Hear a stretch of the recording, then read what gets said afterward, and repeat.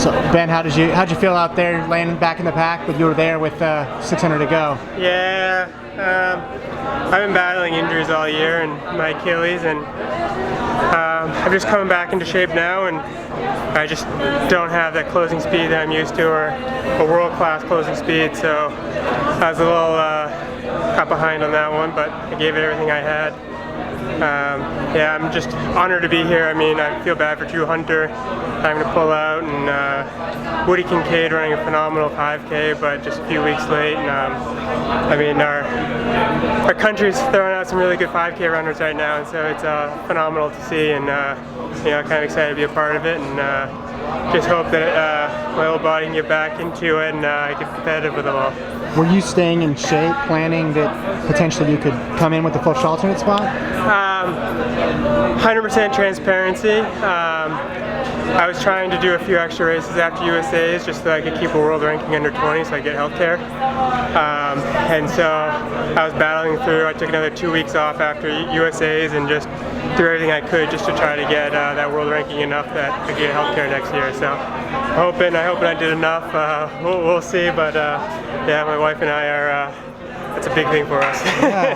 How does that work? Where do you get the healthcare from? The USOC is the tier system with USATF. Oh, do you have a moment? You have to be ranked what to get it? Top 20 in your event. Based on the new IAAF rankings, or?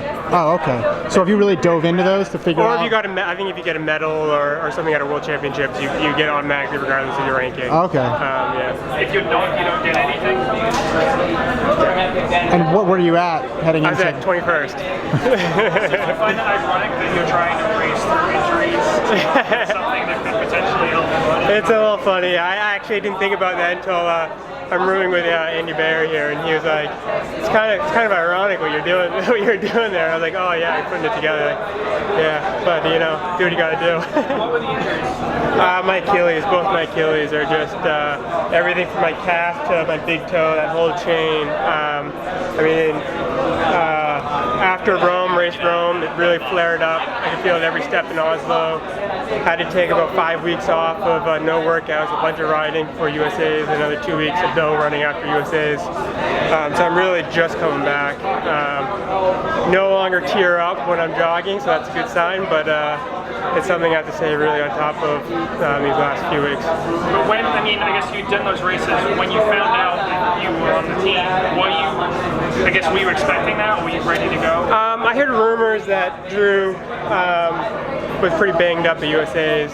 And your medal I honestly didn't think that he would have backed out. I thought he was going to race regardless, especially because he's a young guy, just get the experience even if he wasn't in top shape. But he probably played the smart thing. Next year is a much bigger deal, so you know, hopefully that he heals up well and be able to get back at it. Are you healed now, or are you still battling? No, I'm still battling.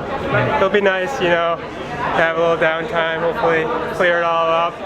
You might have another race. I don't mind having another race, but you know, I don't think I could do 2 more races. So, if not for the healthcare situation, you wouldn't have taken the spot? Oh no, that was the healthcare was why I kept racing. Kept racing. So that kept you in yeah, shape. and then at that point I was like, I'm still racing, so might as well keep going. Gotcha. So you hadn't ended your season, so to speak. Right. So you were 21 coming into today. I was 21 after USA's. Gotcha. I raced the last 2 Diamond Leagues. Got into 15th. Okay. So I just got to hold it through the World Championships. Gotcha. Well, that's what the cutoff is. IAAF Worlds. Okay. Yeah. Thanks for your time.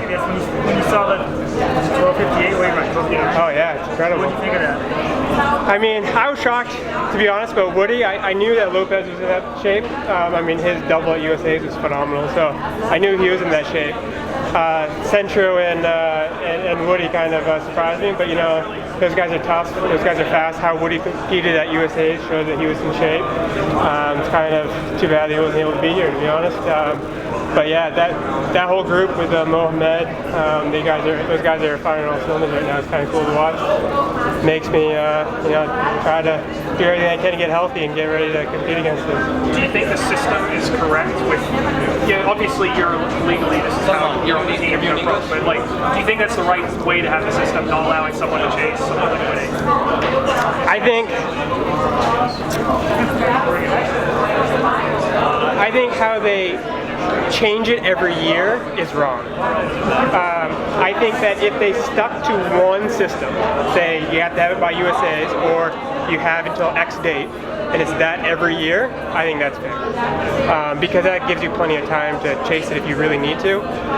I don't think that when they change it like every other year of can you chase or can you not chase, I don't think that's fair. Do you think more people, not a huge group of people, do you think more people could run those times that we saw Woody run if they had similar conditions and setup? I mean, Mo was pacing them through. Oh yeah, I mean, anytime you 4,600. do a time trial, it's a lot easier to run fast. I mean, like the classic Peyton Jordan, where you just go and have a great rapid, or going 3 or 4. I mean, Mo went to a lap to go. I mean, Right. you can't get any better than that. Try and do it at the Diamond League when you're running either a 56 or a 64 or a 57. You're bouncing all around. It makes it a lot harder to run that fast time, unless you're in just unbelievable shape that you can handle all that stuff. What's the official Diamond League to Nike Oregon track conversion rate? How many seconds to? Oh, I don't know. There's a good BU track conversion rate where it's about 5 seconds a lap. That's all I know. We moved the indoor track, the BU track, to the Nike campus. Yeah, everybody running like 12:30s.